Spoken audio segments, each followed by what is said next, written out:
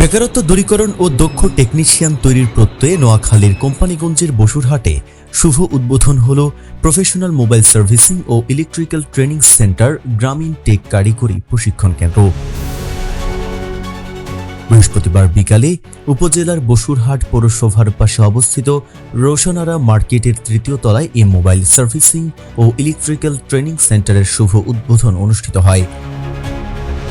প্রতিষ্ঠানটির পরিচালক ইঞ্জিনিয়ার আনিসুজ্জামানের সভাপতিত্বে এতে প্রধান অতিথি হিসেবে উপস্থিত থেকে ফিতা কেটে এই আধুনিক ও প্রযুক্তি নির্ভর মোবাইল সার্ভিসিং সেন্টার শুভ উদ্বোধন ঘোষণা করেন কোম্পানিগঞ্জ থানার ভারপ্রাপ্ত কর্মকর্তা গাজী মোহাম্মদ ফজলুল আজিম।